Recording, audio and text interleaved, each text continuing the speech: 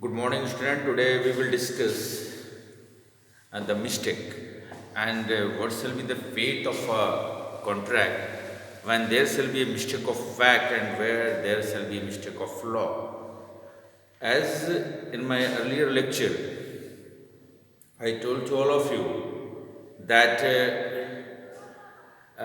mistake makes the contract void. यदि आप भूलवश कोई संविदा करते हैं तो वह पूरी संविदा शून्य घोषित होगी।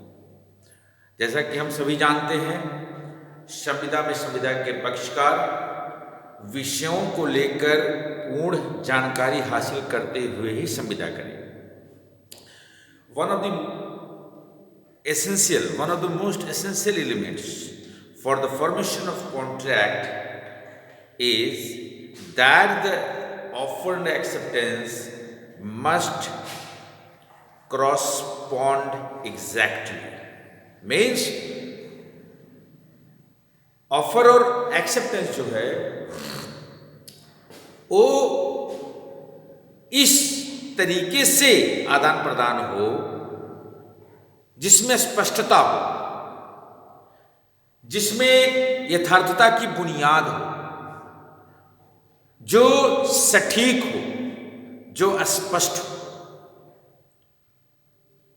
जो संदेश से परे हो।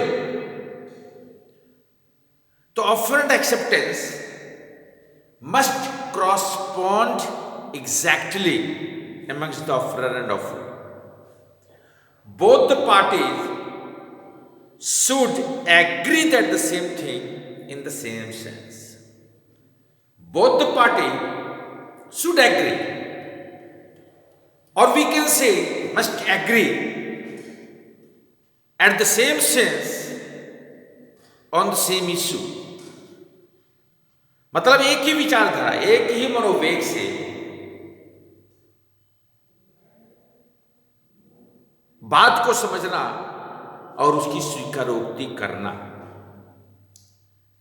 In the same sense, there must be a consensus ad idem. They must be of same intention concerning the matter agreed on. उनका जो आशय होगा, आशय स्पष्ट होगा, आशय स्पष्ट होगा, आशय पूर्णता पारदर्शी होगा, एक दूसरे का विषयों से संबंधित जिन विषयों पर वो संविदा करने जा रहे हैं। Mistake may be defined as an erroneous belief about something. Consent cannot be said to be free when an agreement is entered into under the mistake. If a friend or free, they have given their consent due to of certain mistake, due to of certain error, that very consent shall not be considered as a valid consent. Mistake, we can classify the mistake into two parts: mistake of law and mistake of fact. Mistake of law, mistake of law, विधि की भूल, विधि की भूल, और mistake of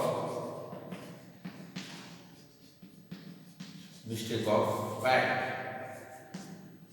तथ्य की भूल, तथ्य की भूल। Mistake of law and mistake of fact. And mistake of law has been defined as under section 21. It has been defined in the section 21 and then under section 30. Under section 20. Mistake of law means A and B,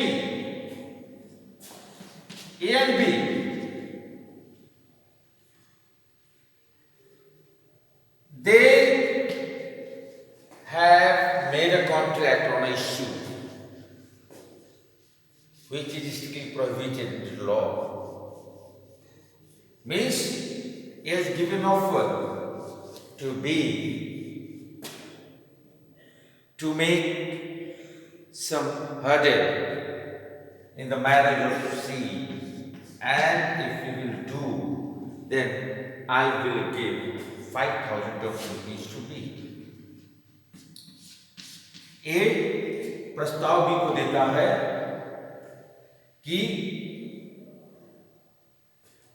यदि B C के विवाह में बाधा उत्पन्न करता है, तो उसमें सफल हो जाता है, तो वह इस काम को करने के लिए बी को 5,000 रुपये देगा। विषय क्या है? सी के विवाह को रोकने हेतु एक प्रस्ताव ए के द्वारा बी को दिया जाता है, बाधा उत्पन्न करने का काम बी करेगा सी के विवाह में। लेकिन जब आप धारा 26 से लेकर 30 तक में पढ़ेंगे, उसमें विवाह किसी के विवाह में यदि अवरोध आप करते हैं तो यह शून्य घोषित किया गया है। आप ऐसे विषय में संविधान नहीं कर सकते हैं। तो विधि की भूल, आप कानून don't know the law and without knowing the law you are going to make a contract on a subject matter which is already been prohibited under the provisions of the Indian Contract Act 1872। आप ऐसे विषय पर संविदा करने जा रहे हैं, आप ऐसे कंटेंट पर संविदा करने जा रहे हैं जो कंटेंट ऑलरेडी निषिद्ध किया गया है, प्रतिबंधित किया गया है, जिसको रोका गया है। उसके बावजूद भी यदि आप ऐसे विषय पर संविदा करते हैं तो आपको इसलिए नहीं राहत मिल जाएगी कि आप कानून नहीं जानते थे। Mistake of law is no excuse. इग्नोरेंशिया जूरिस नॉन एक्सक्यूजेट एक टर्म है, विधि की भूल क्षमा नहीं है। इसी थ्योरी के तहत, इसी कंसेप्ट के तहत संविदा पूरी शून्य हो जाएगी और आप या कोई भी व्यक्ति कदापि यह प्ली नहीं ले सकता है कोर्ट में, सर मैं कानून नहीं जानता था। कानून की जानकारी करने की जिम्मेदारी आपकी है। एज ए सिटीजन, भारत का नागरिक होने के नाते यह आपकी जिम्मेदारी है कि राज्य सरकार और केंद्र सरकार समय समय पर कौन सा कानून लागू कर रही है, यह जानकारी करने की जिम्मेदारी आपकी है। यदि आप अनजाने में कानून नहीं जानते हैं, अनजाने में जानकारी के अभाव में यदि आप ऐसा कोई कृत्य करते हैं जो विधि विरुद्ध है, जो प्रतिबंधित है, जो निषिद्ध किया गया है, तो आपको दंडित किया जाएगा, आपको सजा निर्धारित की जाएगी। इस प्ली के आधार पर आपको छुटकारा नहीं मिलेगा कि सर मैं कानून नहीं जानता था। तो उसी के तहत भी एक कंसेप्ट लागू होगा। आप ऐसे विषय पर संविदा कर रहे हैं जो ऑलरेडी निश्चित है, जो प्रतिबंधित है भारतीय संविदा अधिनियम के तहत, और जिसके तहत पूरी संविदा शून्य घोषित होगी। मिस्टेक ऑफ फैक्ट क्या है? What is mistake of fact? जैसे एक अपना घोड़ा बी को बेचता है और यह कहकर बेचता है बी को कि मेरा घोड़ा स्वस्थ है, अच्छा है, और उसको 20,000 रुपये को बेचता है। बाद में यह पता चलता है कि वह घोड़ा मानसिक तौर से पीड़ित है, तो यह माना जाएगा मिस्टेक ऑफ फैक्ट। अगर कोर्ट में प्रमाणित हो गया मिस्टेक ऑफ फैक्ट है, तो ए ने जो यह गलती किया है, कोर्ट उसको मुआवजा निर्धारित कर सकता है। और मिस्टेक ऑफ लॉ जो है, it shall be इमैटेरियल whether the law is enforced in the country or enforced at the particular place where the incident has been occurred, incident has been carried out। ये बहुत महत्व नहीं रखता है कि कानून वहाँ पर जो है, विधि का कानून वहाँ पर लागू है कि नहीं है।